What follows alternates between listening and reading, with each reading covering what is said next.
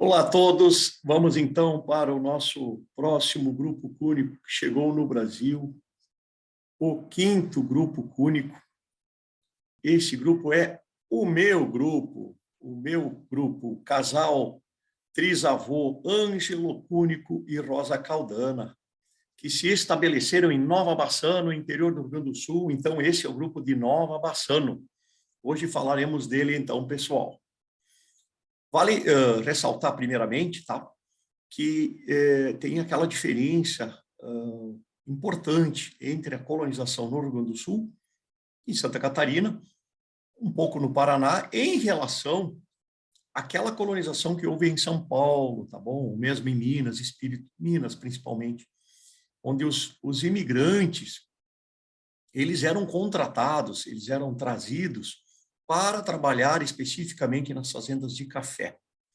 Já era uma espécie de substituição da mão de obra escrava. Interessante, né? A escravidão tinha sido abolida em 1888 e os cúnicos chegaram aí, então, 1888, 90, 91, chegaram depois e em São Paulo para as fazendas de café, como nós vimos já nos grupos anteriores, tá bom? Já os grupos que vieram para o Rio Grande do Sul, incluindo este casal, eles vinham para colonizar uma região de terra que estava desocupada, pessoal. No caso, matas, né? Matagal fechado, principalmente, regiões que ainda não tinham sido ocupadas nem pelos portugueses brasileiros, mesmo com índios, e nem pelos escravos, enfim, pelo povo que já estava aqui. Os italianos, então, vieram para a região nordeste do Rio Grande do Sul, norte e nordeste, e desbravaram o mato, pessoal. Tinha que chegar, derrubar a árvore, sim, fazer a estrada, para depois chegar lá no seu lote, derrubar árvores de novo, fazer a sua casinha inicial, daí buscar a sua família, que estava no barracão de imigrantes próximo, levava para ali e aí começava a ter sua vida. Tinham que plantar tudo do zero. Claro que o governo imperial e o governo do estado ajudavam, tá bom? Mantinham, assim, eu acho que eles previam pelo menos 6 meses de trabalho garantido, então, nessas estradas e tudo mais, e recebiam um salário por isso. Nesses 6 meses, eles tinham um tempo para montar sua casa, plantar as primeiras, né, plantas, enfim, e viviam aí nesse meio tempo, né? Viviam de caça, viviam de pinhão, viviam de frutas coletadas, de pescaria, e assim foi se formando o italiano gaúcho, né? Que é a situação desse casal aí, que nós vamos ver lá, então, a história deles. Bora lá. Temos aqui, então, o caminho deles. Chegavam pelo Rio de Janeiro, como era normal, né? Pegaram eles, então, vamos pegar o histórico dele todo, né? O Ângelo, ele é nascido em 29/8/1858, tá bom? Ele casa com a Rosa Caldana em Quinto Vicentino, então próximo de Asiago, né? O Ângelo nasce em Asiago, mas casa em Quinto Vicentino. Então ele sai jovem de casa, tudo indica, ou pequeno, e veio então embaixo da serra, digamos, das montanhas, trabalhar na região de Quinto Vicentino. E ali conheceu, enfim, casou com essa moça, então, Rosa Caldana, em 23 de dezembro de 83, tá bom? O Francesco, que é o meu bisavô, veio a nascer, então, em Mará, no Vicentino, um pouquinho antes do embarque, pessoal. Olha que interessante. Ele nasceu em 23, aqui eu tenho a data, ó, 23 de outubro de 1891, e no dia 28 de dezembro, ele tinha, então, 2 meses, eles saem com o navio Europa. Então, temos 2 coincidências já para registrar aí, tá? A primeira, o navio que eles pegam na Itália é exatamente o mesmo do navio que trouxe o grupo de Curitiba, pessoal, que nós falamos lá no primeiro vídeo, o grupo dos 3 irmãos, que veio em 1877. Então, anos depois, né? Bem depois, esse navio traz também o casal Ângelo e Rosa. E eles chegam no Brasil em 19/1/1892, 5 dias antes deste grupo aqui de Nova Veneza, que falaremos no vídeo a seguir, que chegou em 24 de janeiro de 1892. Então, a coincidência aí, eles vêm pelo navio Europa, aqui temos o registro deles, de toda a família, tá bom? Ele veio com 4 filhos, tá? E eles chegam, então, nessa sequência aí. Chegam no Rio de Janeiro, na hospedaria de imigrantes de Ilha das Flores, pegam um paquete chamado Guanabara e fazem esse caminho, então, pela costa brasileira, né? Eles chegam em Rio Grande, provavelmente dá uma parada ali, tinha um porto já bastante grande, né? Conhecido até hoje, mas não sei se ficaram ali, acredito que não. Devem ter passado direto e chegaram, então, em Porto Alegre, no porto de Porto Alegre.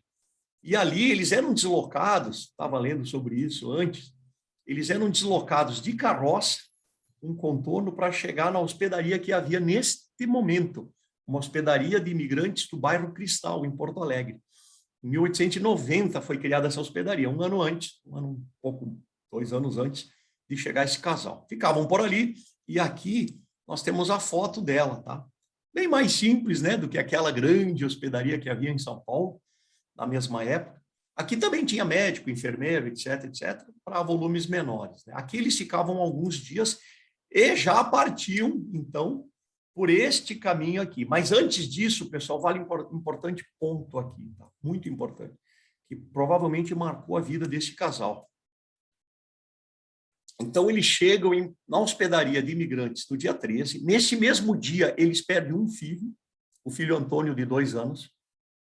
2 dias depois, no dia 15, eles perdem o filho Giovanni, de 4 anos, pessoal, por doença. Pensem o desespero dessa mãe, desse pai. E eles ficam com a menina Colorinda, ou Clorinda, de 7 anos, e com o menino Francesco, esse de 2 meses, quando estava na Itália, que agora tinha 3 meses de vida, sobreviveram. E com esses 2, eles seguiram no dia 23, então, ficaram aí alguns dias, provavelmente pelo luto e tudo mais, seguiram, então, para Alfredo Chaves e Veranópolis, para chegar em Nova Bassano. Alfredo Chaves era o nome antigo da cidade de Veranópolis, né? Nessa viagem, eles seguiram, então, com um navio pequeno, que faz esse caminho fluvial, né, dos rios. Na época, havia uns portos nos municípios, né? Faziam um navio, o caminho aqui, então, do rio Caí, Rio Jacuí, Rio Caí, e chegavam em Montenegro, tá? Montenegro havia um pequeno porto ali. Dali eles partiam de mula, a cavalo, eventualmente, alguns, normalmente o próprio chefe da comitiva, digamos, que era um gaúcho aí, que fazia esse trabalho, um tropeiro, mas os imigrantes, eles iam nas carroças, normalmente as mulheres e as crianças, e a maioria, uma boa parte, ia a pé mesmo. Era um caminho de 5 a 6 dias, pessoal. Uma trilha que já existia, que fazia esse caminho anterior, tá? Lembrando que em 1891, as colônias aqui italianas dessa região, Caxias, Bento Gonçalves, Garibaldi, Carlos Barbosa e Alfredo Chaves, Veranópolis, já existiam há alguns anos, já haviam vilas. Então, eles chegavam em Bento Gonçalves, continuaram caminhando aqui por um caminho de serras e matas, eles caminharam muito, tá, pessoal? Possivelmente, talvez uns 10 dias no total, viajando a pé. Chego no município, então, de Nova Bassano, que na época não era ainda município, e eles vêm receber esse lote aqui, que é uma curiosidade também, tá? O Ângelo e a Rosa Caldana, eles recebem o lote número 1 dessa linha Luiz de França aqui, que é a última linha que tinha na época para a colonização. Isso provavelmente significa que as terras mais próximas da região de Nova Bassano, elas já tinham sido entregues. Então, os cúnicos aqui, o Ângelo chegou no final já do processo de colonização, de terras naturais, originais, que a gente chama, que são aquelas terras cedidas pelo Estado. Elas não eram dadas, tá? Elas eram cedidas, uma espécie de aluguel, um arrendamento, e depois de alguns anos, o colono tinha, o imigrante tinha que comprar essas terras. E o Ângelo fez isso, tá? Ele recebeu essa terra em 1892, então, o lote 1, e ele foi pagar essa terra e receber a escritura do grande, conhecidíssimo governador Borges de Medeiros, do Rio Grande do Sul, governador que ficou muitos anos governando o estado, e porque ele pagou a terra, então, em 1902, tá? Tem registro disso, temos esses documentos. E uma curiosidade a mais desse casal é que aqui, ao redor, nessas regiões todas, haviam ainda os fazendeiros, as grandes propriedades de terra, os latifundiários do Império ainda. O Império Português começou a distribuir, e isso se manteve no Império Brasileiro, grandes áreas de terras para povoar essa região aqui do Rio Grande do Sul, né?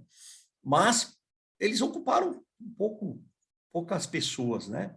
E criavam o gado que já estava por aí por causa dos índios ainda, das missões jesuíticas, né?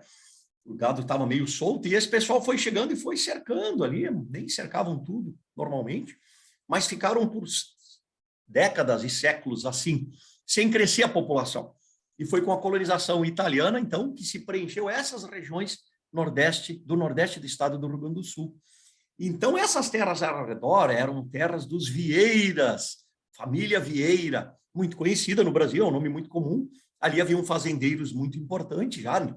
Filhos, netos, bisnetos, tataranetos, que estavam ali nessa terra. Esse pessoal e os outros, com o tempo, eles vão vendendo pedaços de terras para os filhos desses imigrantes, que vão migrando para regiões próximas, e assim foi se expandindo e se criando novas cidades, tá bom? Uma curiosidade também que vale para esses grupos aqui do Rio Grande do Sul, vocês podem ver aqui que tem várias linhas, né? Cada linha dessas mostra uma migração interna. Por exemplo, o Francisco Pascoal e a Silena Gotardo, eles por volta de 1955, então, eles são netos, né? Eles são filhos do Jerônimo, e o Jerônimo é filho daquele casal. Então, eles são netos do Ângelo Cúnico. Então, entre os filhos e netos, muitos migraram para regiões do oeste de Santa Catarina e teve uma enorme descendência. Temos muitos cúnicos aqui no oeste de Santa Catarina, que são as migrações desses filhos, então, e netos desse casal.